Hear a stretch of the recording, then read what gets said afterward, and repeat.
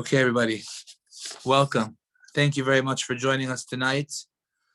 Be'ezrat Hashem, tonight we will be learning be continuing in the Halichot Bat Yisrael series, Part 14, Baruch Hashem.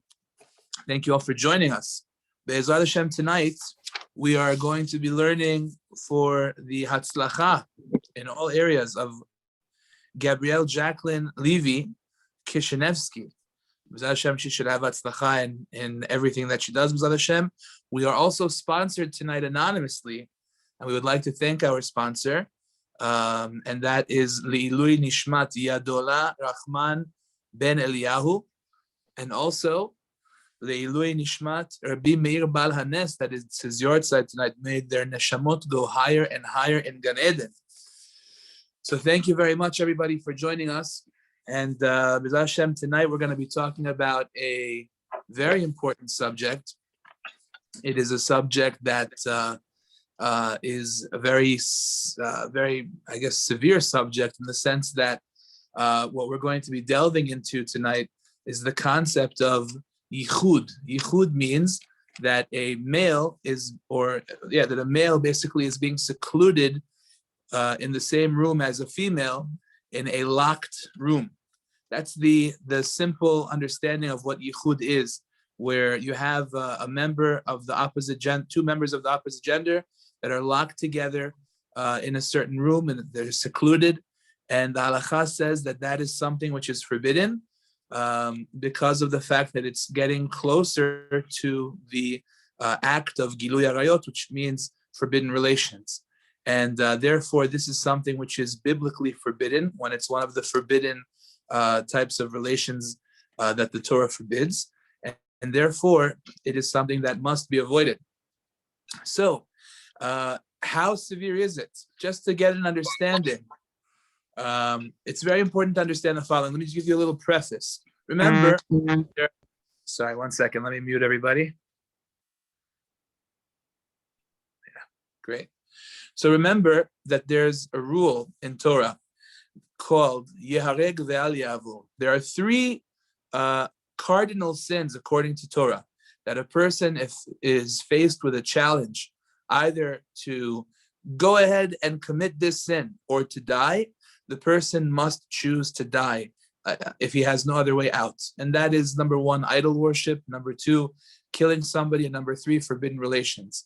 Now, Rabbi Kaniel in Sefer Sharei Teshuvah goes ahead and explains that it's not just for the act itself, but it's also for the offshoots of the act. And that's how he explains the famous teaching that a person should rather choose to die than to publicly embarrass or shame his friend. The reason is, explains Rabbi Kaniel, is because when a person publicly embarrasses or shames his friend, so then all the blood leaves his system, and he sees that the guy's face becomes white. It's a form of killing the person.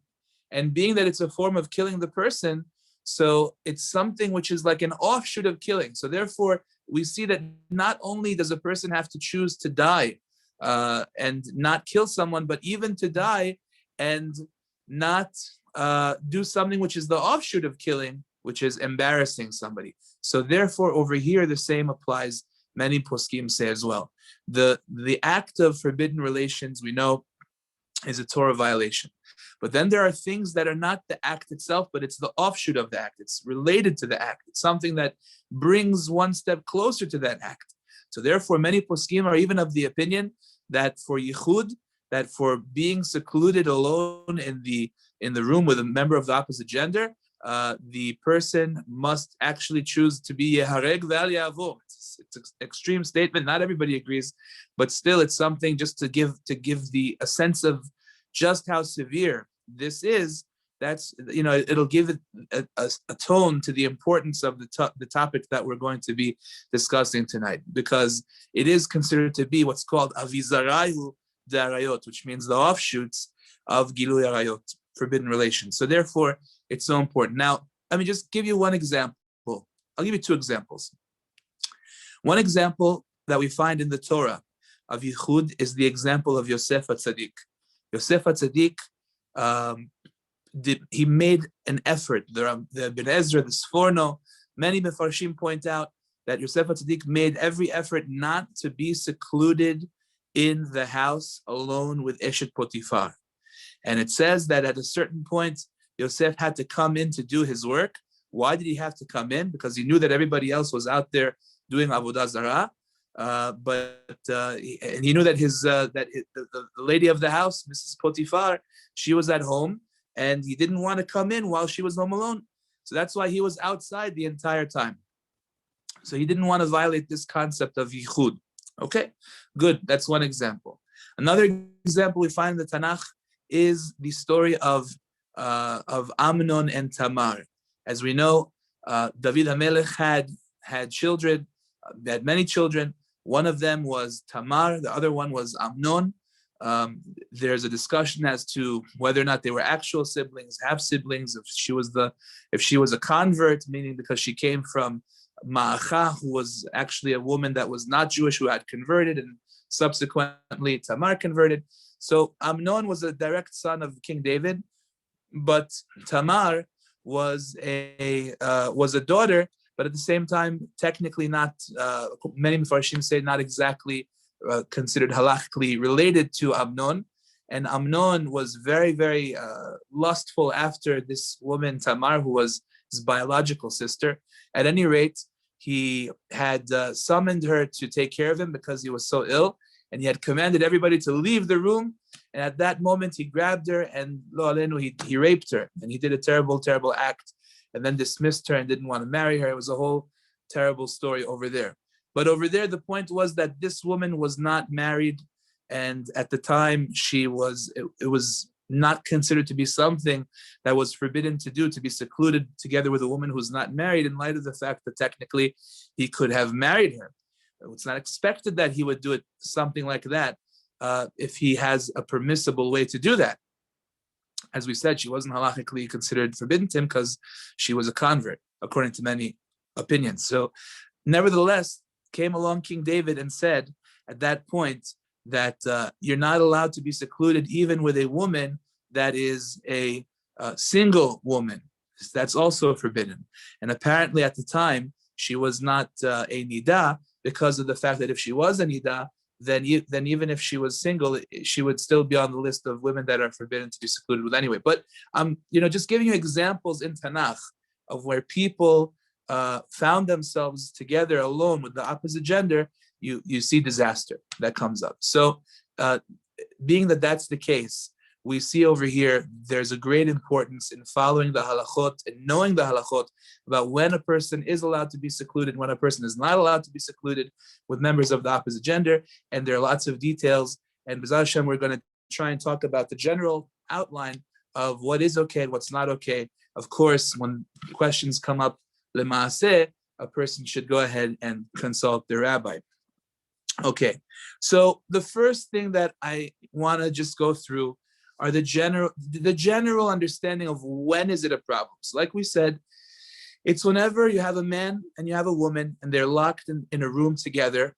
Again, the door is locked and nobody from the outside can get in. So that is a violation of Yichud, the prohibition of being secluded in the room with a member of the opposite gender. Now, it's important to know that there are certain exemptions that always come up, and it's important to be aware of them because that will help to ease the problem. So that's number one. Let's talk about certain rules, certain exemptions where Yichud would not be a problem. So number one, let's say that the door was not locked. Let's say that the door was left open. In other words, people come in, they come out, they walk in, they walk out. In other words, people could enter into this room at any given moment. So in that case, the halacha would not call that yichud. Why? Because since somebody can walk in and out at any given moment, the door is not locked, so then it would not be considered yichud. It's yichud when people cannot access the location. So if, let's say, the door would be left unlocked and people, they walk around the neighborhood, and sometimes people come in, they perhaps feel comfortable coming into your house. It's an open type of a house. So then, at that case, if the door is closed, it's not considered to be an act of yichud because the door is not locked. People have access.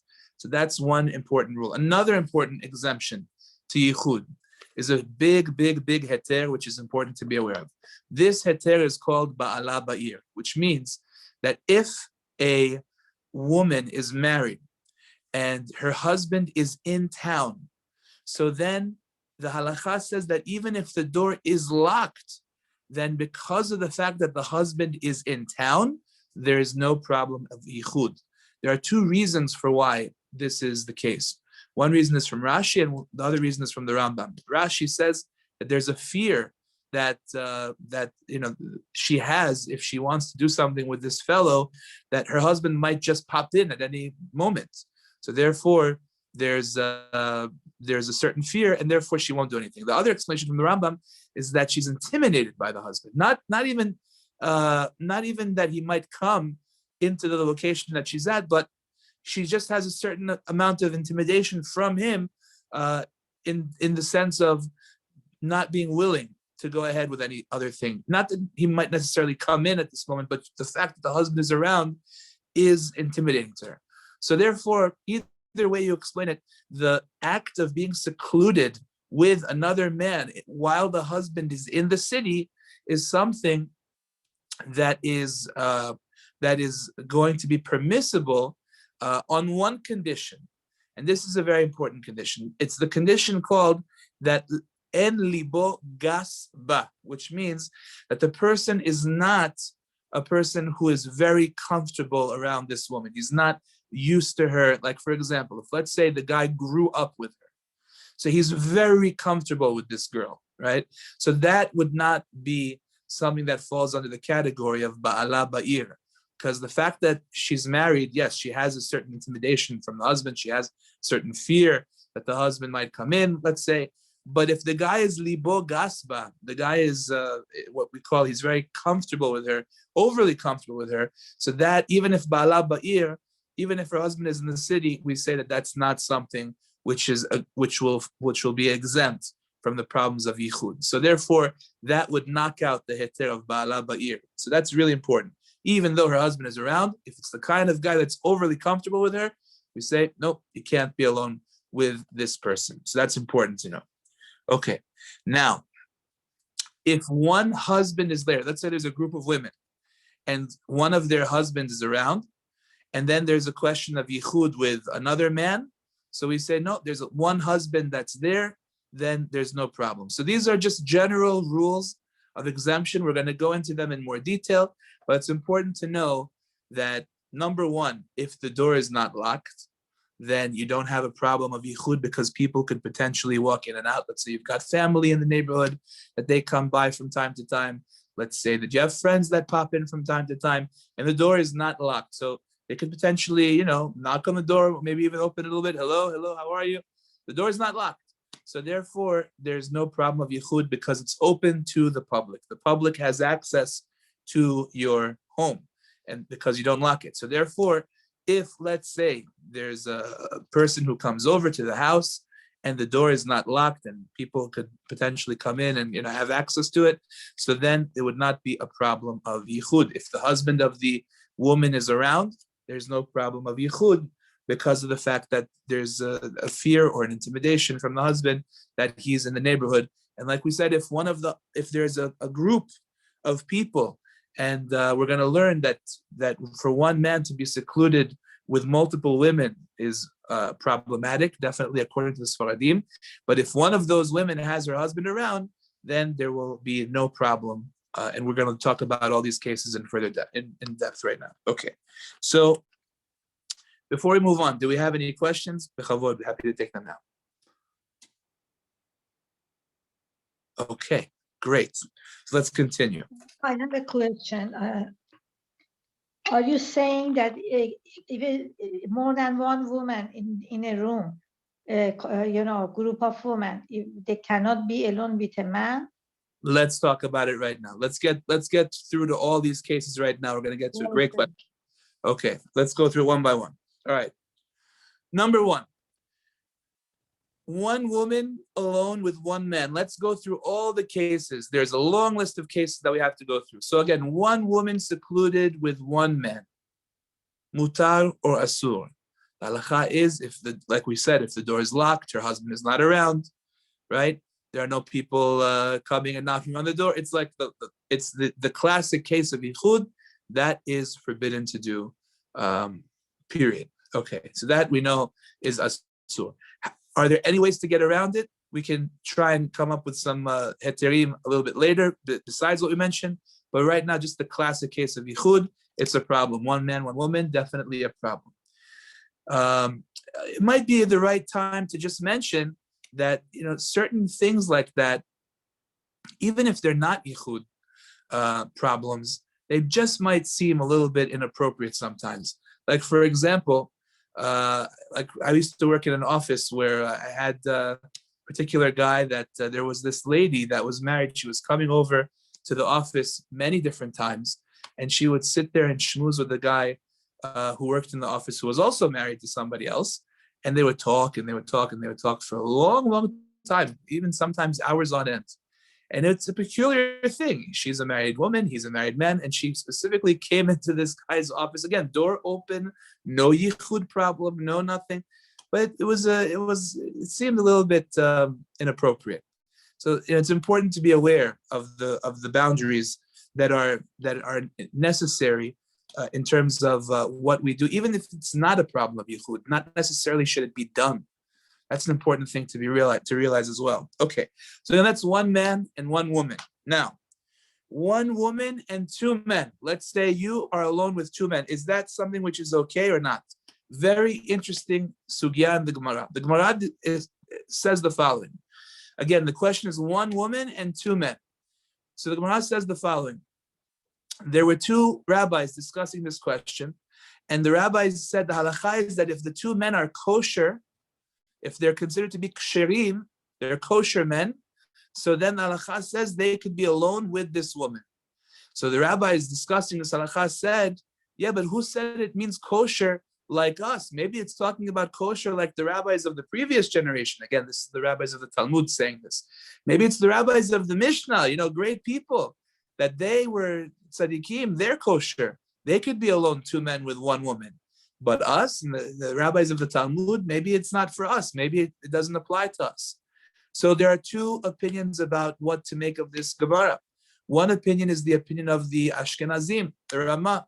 And they say, okay, you see the halacha is that if there are two kosher people, they're two upstanding, observant, religious Jewish people, there's no problem being alone with a woman, even in a locked room. Her husband is not around. It's two people. It's not one guy. You have nothing to worry about because they're two kosher Jews. The Shulchan Aruch says, hey, not so fast. You see that they said that it's kosher. Who's kosher? The rabbis of the previous generation. But the rabbis of the Talmud, they said about themselves, we're not kosher. So therefore, we can't be alone with a woman, even if it's two of us. So the Sephardim follow the opinion of the Shulchan Aruch, and therefore, one woman together with two men in a locked room is forbidden, according to the Shulchan Aruch. It might seem a little bit not such of an issue, but at the same time, Shulchan Aruch says that it is indeed forbidden. And the Ashkenazim hold that no, it has to be that if you have two kosher people, so then it's okay. Now, who's considered kosher? So again, you have to know nowadays, even if let's say we go with that idea, who's considered to be kosher? So we're talking about observant, upstanding Jewish people that, we're not talking about a regular, Gentile, a goy. We're not talking about a regular, non-observant guy that is exposing himself to all kinds of material where relations with foreign women are not such a big deal to him. Because in that case, that wouldn't be considered kosher. We're talking about upstanding, observant Jews, guys that are 100% in their observance. And in other words, my point to you is it's very hard to find such kosher people. So if you have such kosher people, so then it would be indeed, okay, according to the Ashkenazi Psak, but according to the Sephardic Psak, even the two kosher people is not acceptable. So that's a very interesting point to think about. But again, if there's ever a great need, and it really is indeed two kosher people, so the Ramah allows it. Fine. Okay. What about one woman alone with three men? Does that change things now? So by the way, before we even get there, even two kosher people, according to the Ramah, is only allowed if, number one, it's in the daytime, and number two, it's in a populated area like in the city. But if it's at nighttime, let's say, the two kosher people doesn't help. What about one woman and three men? So again, the Sfaradim say, no, can do, doesn't help. Asur. Even three men, asur. We're afraid that something might happen. They'll cover up for each other, and therefore it's not okay. The Ashkenazi Psak says, no, it's okay. But again, if it's, you need them to be kosher people. And number two, no, just that's all you need. You need them to be kosher people. Once it's three people, it could be even at nighttime, it's fine. As long as they're kosher, it's okay. Again, but you have to have kosher people. Fine. Now let's talk about more, ladies. What if it's two women and one man? Two women and one man. So over here, the halacha, according to all opinions, I cannot stress this enough, according to every opinion out there, there is nobody who argues. This is really important to be aware of. Two women and one man secluded in a room is 100% asur.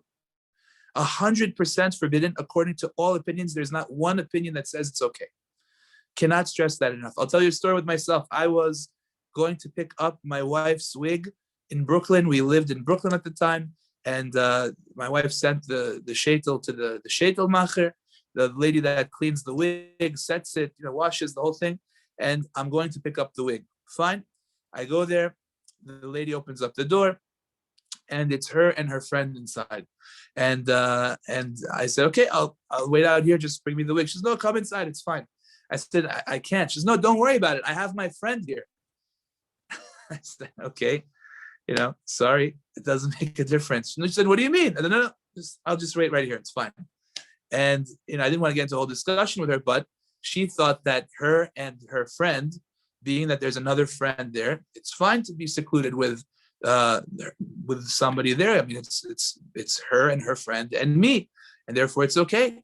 So the halakha says, no, that's not okay. One man and two women, the halakha says that it's forbidden to be secluded with them. The reason is because if, God forbid, they were to do something, one would cover up for the other. And therefore, it's considered to be asur in halakha. So one man may not be secluded with the other woman. Now, again, if you have other heterim, like you didn't lock the door, anybody could access it. If you have the lady's husband is around, that's something else. Okay, that's something else. But just a plain old one man and two women, the halakha says that is forbidden. Okay, good. So that's important to be aware of. Yes. It's forbidden because if the door is locked. Yes, if the door is locked, it's forbidden. Correct. Oh, okay. Thanks. Okay. Now. What about in a house? Okay. What do you mean? Like, two girls and one guy in a house, and I mean the house door is locked. So is that a problem? Yeah. If people cannot access the house, then it would be a problem. Sure. Okay. Thank you. Yeah. Okay. So, all right, next. So that's two women and one man. Okay, next. What if it's two women and two men? So now it's, it's already more people involved. So in this case already, we again have a difference of minhag. The Shulchan Aruch says this also is forbidden. Two women and two men, asur. However, the Ashkenazim hold that again, if they're kosher Jews, so then the halacha will be that it's okay, provided that, again, it's in the city. In other words, it's in a populated place, and it's in the daytime. Now, it's important to be aware of another point that I, want to just throw in here while we're talking about this. If the location that you're in is visible to the public, for example, you're sitting in the living room, okay, and the window is wide open. Anybody walking on the street, walking by, can see straight into your house. It's a well-lit house. And everybody can see, and they see that you're there. They see that guy's there, and nothing's going on. So then there's no problem whatsoever because it's visible to the public eye. You're not secluded at that point. Everybody walking by can see you and can see him, can see you and your friend, and can see him and his friend, whatever the situation may be. So that would be permissible because of the fact that it's visible to the public eye. In the same way, the poskim talk about the idea of having cameras around the house. So for example, if let's say there's a camera around the house which somebody can access the video at any moment, meaning they could go on their phone, let's say, and look and see what's going on in that room of the house. And they see that you're there, and they see that that guy's there, and they see that nothing's going on. And you know that there's a camera right there that can watch you at any given moment. So then, again, this is something that would permit it because you're aware of the fact that there could be eyes on you at any moment, just like there are people walking the street. There could be eyes on you from the cameras. That would be a heter, and that's going to come up in a lot of cases that we're going to see shortly. Be'ezrat Hashem. That's important as well. Okay. Now, what if you have, again, let's say a case like this, 2 women and 3 men. You should know the Sfaradim are really, really strict about the laws of Yichud, very strict in the laws of Yichud. As you can tell, a lot of the things that the Ashkenazim go with, if it's 2 kosher Jews and it's daytime and it's in a populated area in the city, then they allow certain things, but the Sfaradim don't. Very, very strict over here. Same idea, 2 women and 3 men, same story. Sfaradim say no can do. But the Ashkenazim say that it's okay as long as they're kosher Jews and it's in the daytime, it's in the city, then you're good to go. What if it's 3 women and 1 man? Okay, 3 women now, but 1 guy. So once again, Sfaradim say no can do. The Sfaradim go ahead and say this is forbidden because just like 2 women will cover up, 3 women will cover up for each other. And therefore the Sfaradim do not permit even 1 man to be locked in a room with 3 women. As opposed to the Ashkenazi psak, which at this point would say that again, as long as the guy is, kasher, he's a kosher guy, and it's in the daytime, it's in the city, so there you have permission to do that. So again, just trying to show you the extent to which the rabbis prohibit yichud. The same idea would be if it's 3 women and 2 men. Same thing. Sfaradim say that's asur. Ashkenazim, again, if the 2 men are kosher, then if it's in the daytime, it's in the city, then it's good. But according to the Sfaradim, that's not okay. Where do the Sfaradim finally let loose? That's when already it's 3 men and 3 women. Then already the Sfaradim say, okay, and everybody at this point agrees, it's no problem. It's already 3 men and it's 3 women. The Shulchan Aruch calls that nashim harbe, right? Many women and many men together, 3 and 3. Okay, at that point, we have no more worry anymore. So therefore, it's that would be something which is okay. Now, the question that we have to address over here is, with whom is it forbidden to be secluded? Whom are we speaking about? Whom is the right? Who is the person that you're not allowed to be alone with? So let's go through it step by step. So first of all, for a woman, there's absolutely no problem of being locked in a room together with her linear relatives, for example, her father, her grandfather. That's fine. Her son, her grandson, that's fine.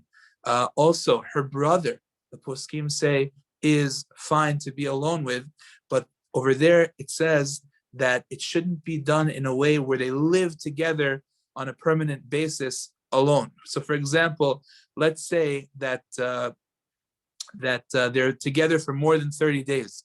The poskim have a problem with them living together for more than 30 days. That's a problem of yichud.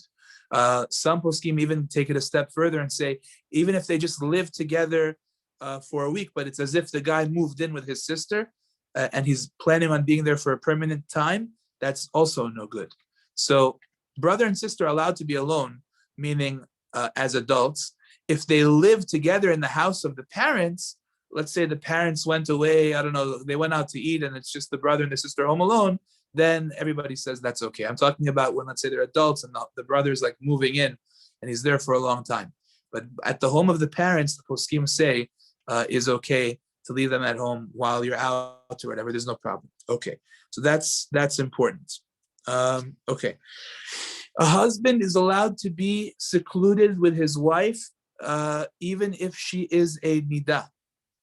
It's perfectly fine to be together with your husband while you are a nidah, while you're menstruating or in 7 clean days, no problem whatsoever, provided that the husband and wife are not just newly married and have never yet been together. If that happens, for example, if let's say a girl gets married while she is in Nida, whatever took place, let's say the birth control didn't work out, and her body had a bad reaction to it, and under the chuppah she was a Nida. So that means that she has not yet been with her husband because they couldn't have been together yet because she's a Nida. So in such a case, it's important, especially if if a person is getting married and this happens, or if let's say somebody getting married and this happens to them, you got to watch out for the following. The halakha says in such a case that this couple is not allowed to be secluded. The reason is because now the guy is in a real predicament. On the one hand, he's been waiting to be with his wife. On the other hand, she's his wife now, but he still can't be with her. So it's a very tough situation for the couple, and therefore they are not allowed to be secluded alone because of the fact that we're concerned that the guy might do something wrong. So what should be done? So what we're going to learn now is that there's a special heter of having a child in between the couple, and we're going to talk about the idea that a child can also be something that can save a situation from being a yichud situation. That's one option. The other option is to simply have them sleep with, not with each other. That you could have the guy sleep with other people, with his relatives. She could sleep with her relatives, and nothing to be embarrassed about, even though it might not be so comfortable. But they'll be happy that they didn't do anything wrong while they were sleeping in the same room without any kind of extra protection. The reason is because in those circumstances, if they are left alone like that, it just might not go the way that we want it to go. Well-meaning people, but they don't have the right protection to safeguard themselves from doing something wrong. It just might end up in a disaster. So therefore, we want to make sure that ends up okay. So an example would be if, let's say, there's a relative. Let's say that this lady has a nephew that's, 7, 8 years old, and he sleeps in the same room as them. So then there's no yichud because a 7 or 8 year old is already old enough to be able to see something that is unusual, and he would then go and report what he saw. So therefore, he is, and he's also not old enough to be interested in participating either. So therefore, it is the right kind of a candidate to be in between them. And that way, it would be something that will save from a situation of yichud. So if, let's say, they were to put the 7 or 8 year old nephew together with them, that would be permissible for them to be together because they have him there, and that will, keep them on guard and make sure not to do something they're not supposed to do. Like I said, if that's not an option, then maybe they can just sleep separately in different rooms. So again, that's the situation that hopefully doesn't come up, but every so often it does. So it's important to know what to do if that happens. Okay, now. Good. Very interesting. I saw from Rav Moshe Feinstein, Zecher Tzadik Livracha, quoting others, that Rav Moshe Feinstein held that a person is allowed to be alone with his aunt, his father's sister, or his mother's sister. I'm not talking about father's brother's wife. I'm talking about father's sister or mother's sister. And he explains it's basically an extension of sister.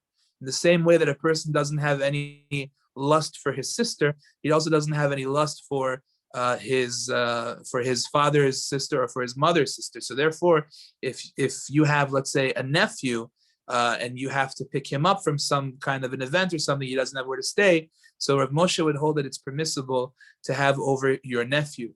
Now, although it seems like it's not so clear cut that this halakha should be that way, the Shulchan Aruch only says father and daughter, mother and son. He doesn't mention sister. He also doesn't mention nephew. So therefore, it doesn't seem like it's so clear cut what Rav Moshe Feinstein was saying. However, if there's a need, Rav Moshe was a great posek, Torah giant, one of the greatest in the generation. And therefore, if one needs to rely on his ruling, you definitely have what to rely on. So that's important as well. Okay. So like we said, there's one very important situation, which is a big help.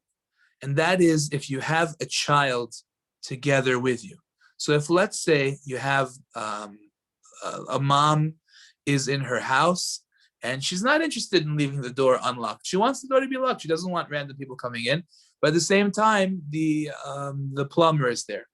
So the plumber is there, and I forgot to mention, but Hillel and Shammai, their Batei Din, the great Hillel and Shammai, from the generation of the Mishnah, were the ones that made a decree against being secluded alone with a non-Jew as well. So that's where all the other issues of being alone with non-Jews comes up, whether it's the secretaries or whether it's the housekeepers or whether it's the doctors, perhaps. One is not allowed to be secluded with a non-Jew because of the decree of Hillel and Shammai. So being that that's the case, so the halacha says, let's say this guy is over. So again, this is definitely a question of seclusion. Let's say the husband is out of town. He's not around. He's not going to pop in at any moment, right?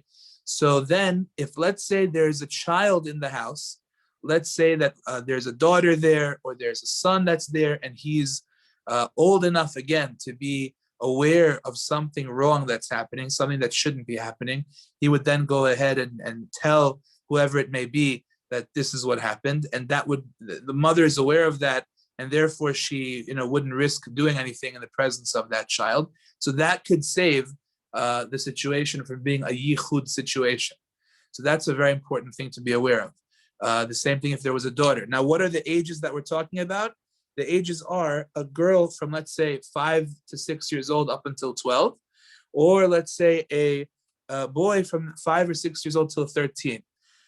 As long as they're of those ages, then they could save the situation from being a Yichud situation. Now, I forgot to mention, what are the ages of Yichud being a problem? The ages are the following.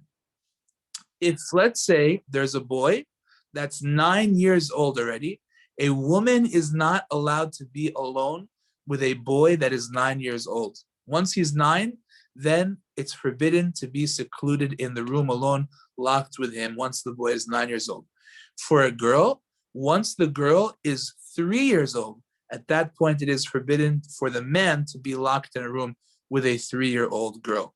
That's important to be aware of. It might seem outrageous. What could possibly happen between a guy and a 3-year-old girl? Hashem Yishmo ve'atzil. There have been stories. I don't need to get into them, but I have heard stories. And God forbid, that's the last thing that we ever want to hear about. So the rules of Chazal are the rules, and therefore we make sure to stay away from those kinds of situations. So if, let's say, you have, let's say, an uncle that is, picking up, I don't know, his nieces or whatever. Let's say it's the I don't know. For example, whatever the situation may be, the uncle is picking up his nieces, and they are his wife's nieces, technically. Okay, let's, for argument's sake, doesn't have to be, but let's say. So now he picks them up.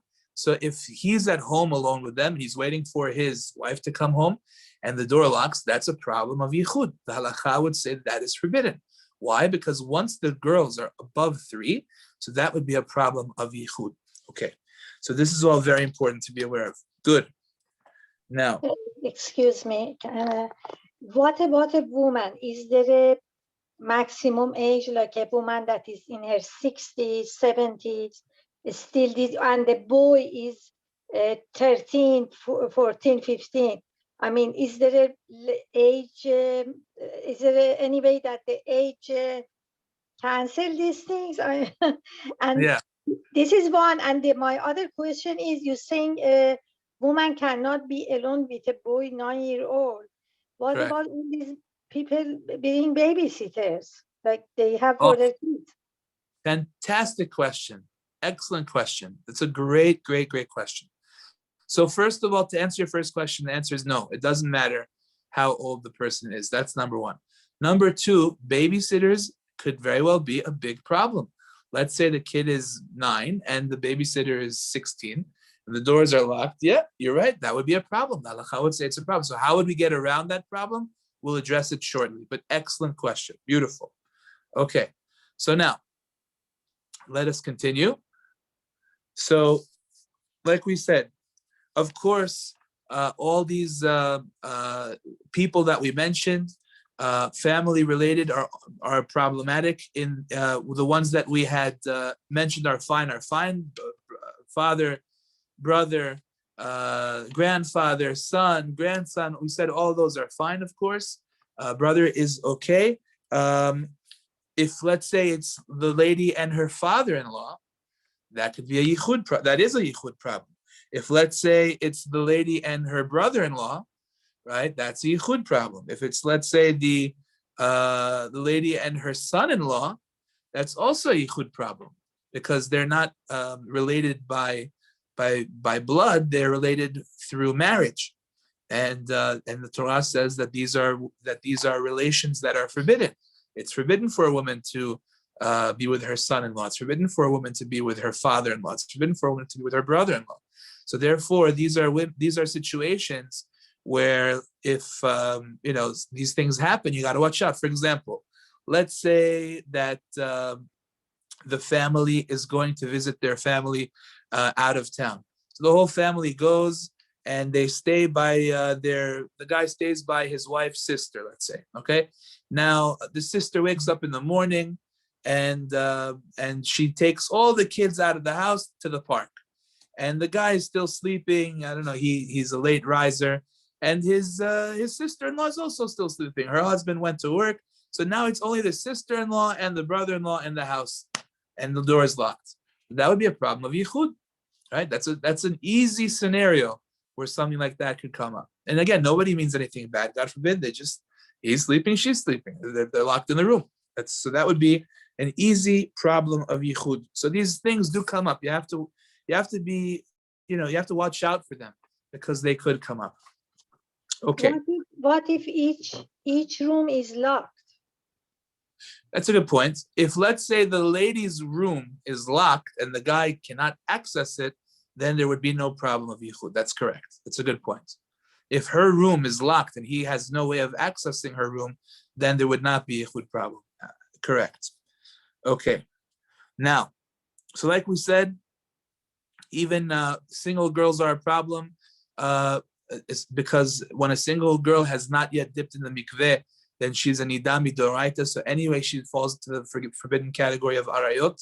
But even if she did, for whatever reason, dip in the mikveh, so she's still forbidden from the decree of David HaMelech. So what do you do with babysitters? Great question that was asked before. What would a person do in a situation with a babysitter that's babysitting for, let's say, a 10-year-old boy? She's 16, she's 17, whatever it is, and she's babysitting for this boy. So in such a case, the easiest thing that you can do is present her with a situation which would make her scared to do anything. For example, if let's say you would give the keys of the house to a neighbor and you tell your neighbor, listen, I'm giving you the keys, pop in just every so often, just show up for a second and leave. That's all I'm asking you to do. Come in once, let's say it's a day-long babysitting. You're away for the day. You need somebody to watch the kid. So, you tell the neighbor, just pop in for, a minute every couple of hours, right? And the person does it. So now this babysitter knows, and you tell her, you inform her of that there's going to be somebody coming in and out. And, don't worry about it. So now the babysitter knows that there's something that, there's somebody who would come in at a particular moment and just randomly pop in from time to time. So now she's on her tippy toes because now she knows that she can't just do whatever she wants. There's somebody that might be coming in at that moment. And therefore, she has a reason to be scared. Now, again, of course, most likely your babysitter is a wonderful person and never had in mind to do anything, God forbid. But the Torah and the Halacha make us think of every possible scenario. And you should know that when we think of all the different scenarios, that's what prevents these kinds of terrible tragedies and disasters that we have unfortunately become so used to hearing about again and again and again. That's what prevents them from happening. So that's one solution. You can tell this babysitter, you should know there's going to be somebody popping in from time to time, and now she's on her tippy toes and she's not going to do anything. So that's one easy solution if you can do that. Now, if you cannot do that, so like we said, nowadays we are, in a sense, blessed with the idea that you can put cameras around. You can even put, let's say, something like a ring doorbell, which isn't that much, or one of these Nest cameras, and you put them around, and you have access to seeing what's going on, and you can see at any given moment, where this person is. Is she, if she's in a room with a camera and you see the baby, so you see what's going on. So you can tell her, listen, I want you to be in these rooms because these rooms have cameras. And if I see that you're not in these rooms, then, there's going to be a problem here. Something like that, even though it might not be necessarily the most comfortable thing to say, but it would eliminate the issue of yichud. As long as one of them, either the babysitter or the child, is in the room, then you see what's going on and you see that nothing is happening. So then you have avoided the issue. And like I said before, if let's say you keep them in a spot where they're visible from the street level, that the window is open, you could see from the street what's going on inside the house. So then again, you don't have this issue coming up. The big issue that comes up sometimes is what happens when a person has a stepson or the person has a stepdaughter. What do you do in that case? So let's say, for example, a woman has a stepson. So a stepson is, it's not her son, it's her husband's son, but the stepson is definitely a male that she is not allowed to be secluded with. The reason is because, as far as he's concerned, it's just another foreign woman. It happens to be his wife, his father's wife, but that doesn't take away from the fact that there might be some kind of an urge, some kind of an attraction, right? And therefore, the rules of yichud are still in full effect. So therefore, as far as a stepson is concerned, a woman would have to make sure that the rules of yichud are watched over with respect to her stepson. Same thing if a woman has a stepfather. Same idea. This is something that has to be watched out for, because a stepfather, again, is a situation of yichud. So it might be a little bit strange, especially if he came into the picture when she was younger. Maybe she was 7 or 8 when the mother married him. But the point is, it still is something which is a question of yichud, and therefore you have to watch out for it. Now, what about an adopted child? Now, again, just a couple of more points about that before we move on to adopted child, stepson or stepdaughter. Again, what can you do? You can leave the house door unlocked, like we said. She can lock herself in her own room, and then there wouldn't be an issue, like we said before. The same thing, by the way, with a stepbrother. Stepbrother also is a question of yichud because of the fact that he, again, is somebody that is just a regular foreign guy. I mean, it happens to be that that her mother married the father, or whatever the situation may be. But again, it's a foreign person, so the rules of yichud would be in full effect over there. What about an adopted child? An adopted child is not biologically related to the parents. So let's say the parents adopted a girl. Can the father be secluded with the girl? Let's say the parents adopted a boy. Can the mother be secluded with the boy? So there, again, there's a massive argument in this particular case as to what the rule would be. What seems to be something that people go with is that it depends on how old was the child when they adopted the child. If let's say the child was under 3, then the child really grew up with these, two as parents, and therefore they are lenient to say that the rules of yichud will not apply if she was or he was under 3 when they adopted him. However, if let's say the child was over 3, then already they would be stricter with the laws of yichud in that case. There are those that are lenient, even in such a situation. I believe Rav Moshe Feinstein was lenient, but there were others who were machmir as well. So that's kind of like an in-the-middle psak that I saw from, I believe, the Tzitz Eliezer. However, of course, each person should ask their Rav what their rabbi holds, and that way they will have no doubts as to what to do. But that one seemed to be in the middle, that if they got the child when he was very, very young, less than 3 years old, then it seems like there's more of a room to be lenient in that respect. So that would be the right thing to do. If a person is looking into adoption, so to try and adopt the child when they're very young would be a much better idea than to adopt the child when the child is already older, as far as the laws of Yichud go. Very commonly, meetings that people have with each other, business meetings, dates. It's important to be aware that when a person drives back in a secluded neighborhood, dark neighborhood, not well lit, that is a problem of Yichud if you're alone with a member of the opposite gender. Sometimes people are not aware of this. Like, for example, they go to a business meeting and they come back together from the business meeting. They're associates. They try and make sales together.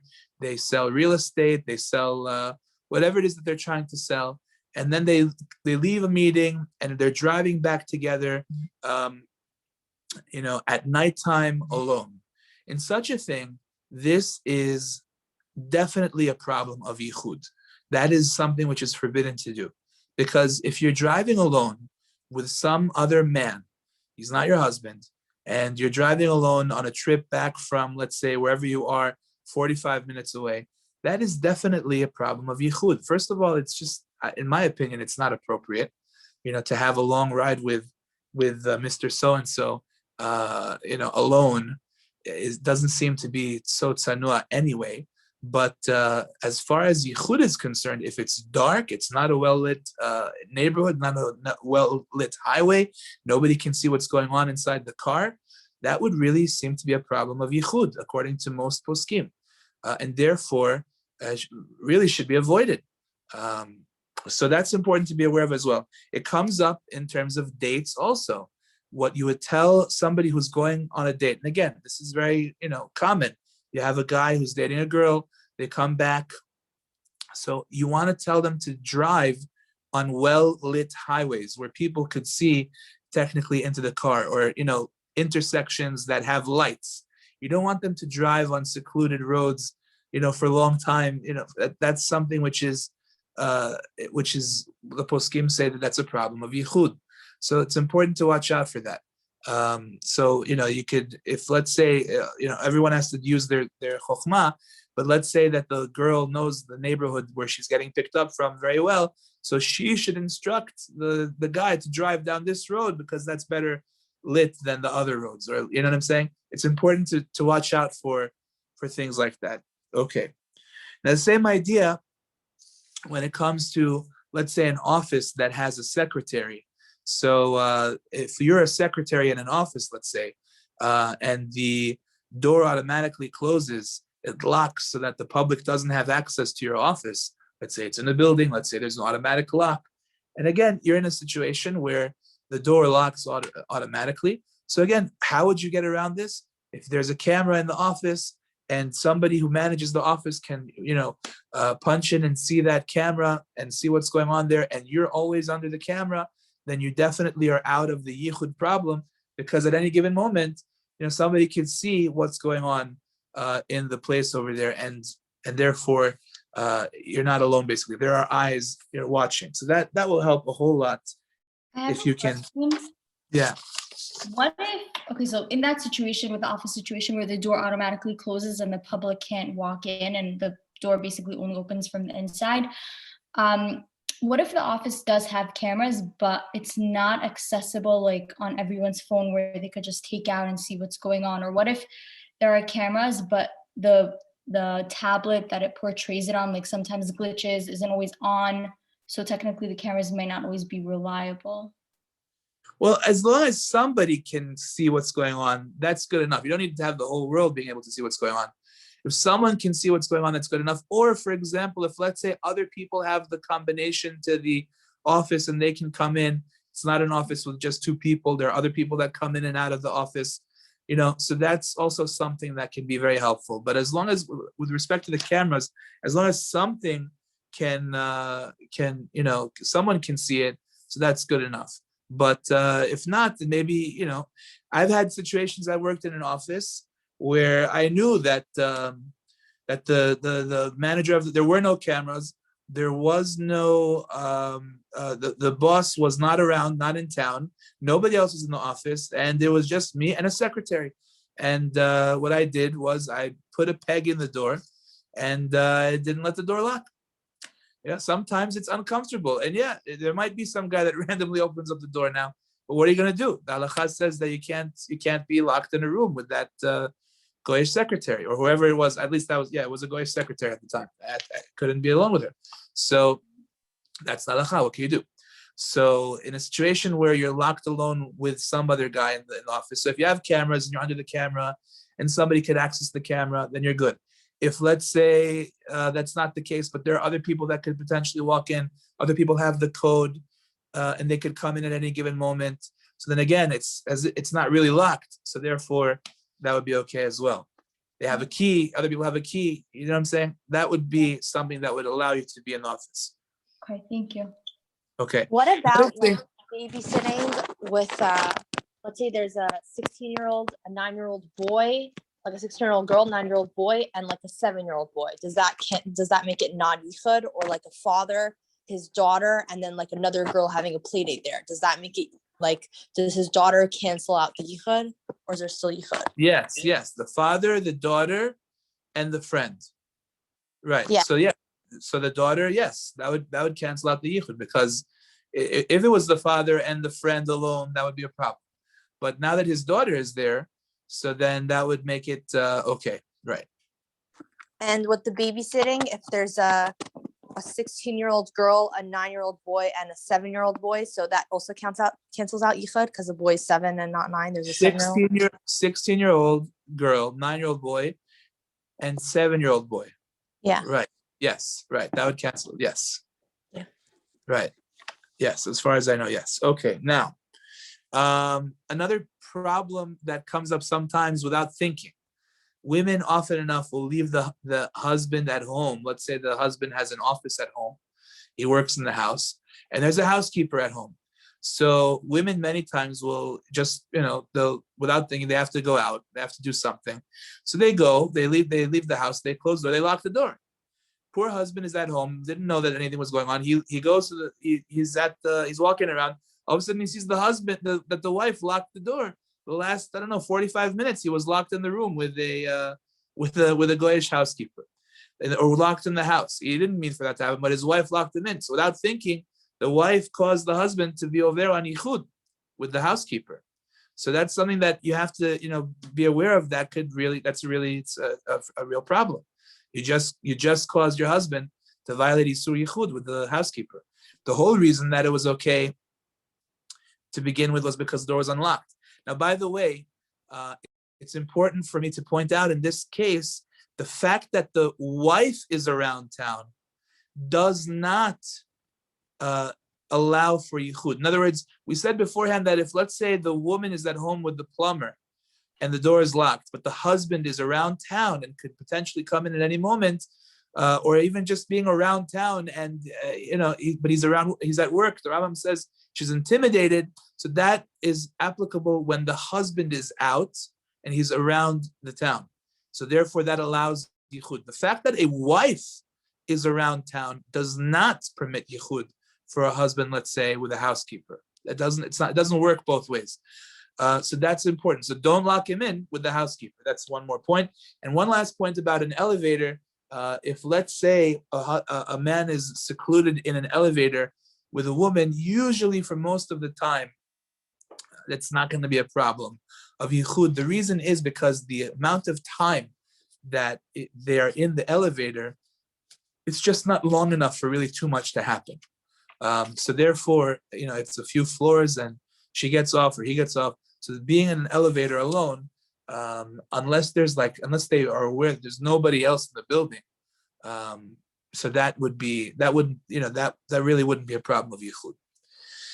Okay, everybody, it's a tough subject, but it's important to be aware of because, like we said, it is really a question of Izarayu Darayot. It's a question of staying away from Gilui Arayot, which is a very severe thing to be aware of.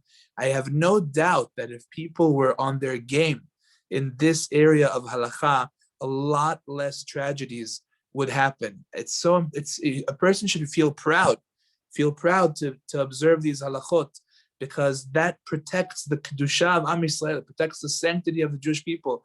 It gives us the feeling that no, we're not like everybody else. We have to be extra special and extra careful to keep the sanctity of our homes alive and well and proud and perfectly in line with what Hashem wants it to be. So, B'ezras Hashem, a person that follows these halachot well and keeps them to the best of their ability, according to the halacha, no question, HaKadosh Baruch Hu will shower them with blessing and shalom bayit and only good things for their family, because of the fact that they're on top of these types of scenarios, preventing all kinds of terrible things from happening.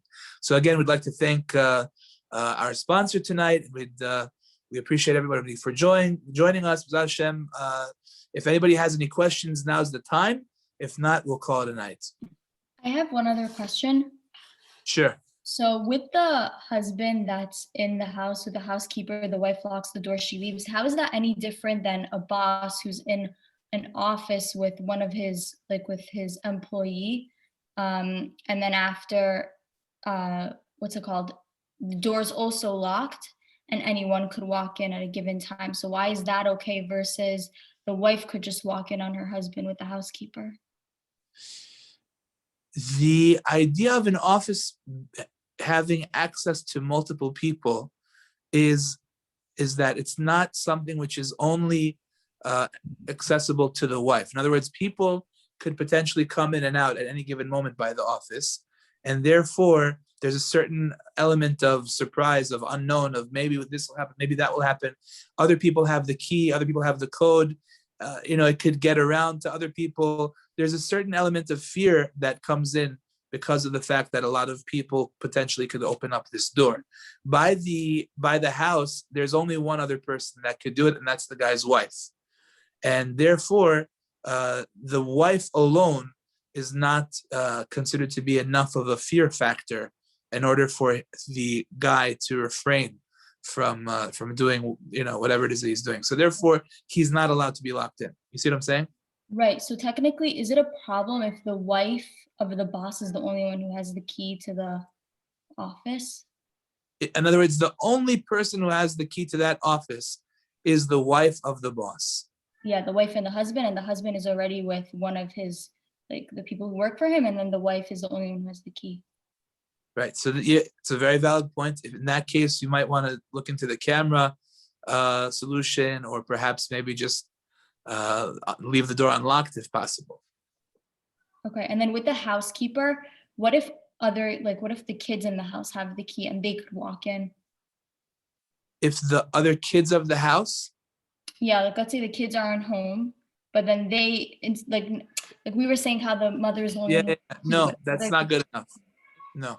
Oh. If they're around, if they are present, that's something else. The thing is, when the two people are alone, that's when the passion heats up, and that's when things go wrong. We don't want that situation. We don't want there to be a situation like that where things start to get more and more intense. We want to nip it in the bud. We want to make sure that doesn't happen. So therefore, we don't want. So if any Tom, Dick, and Harry can walk into the office or into the house or to wherever, they have the code. There are meetings going on. There's stuff that's happening here all the time. So then we say, okay, they know that this is not a private area. This is not something that it's not a place that's conducive to that kind of thing. So they're not even going in that direction. Their minds are on work, and that's it. But in the event that it's something which is really secluded and nobody can come in except for the guy's wife, then already it's something which is a problem. Okay, thank you. Okay. All right, everybody. Chazakim u'bruchim. Be well. Shavua tov. Only good news. Thank you.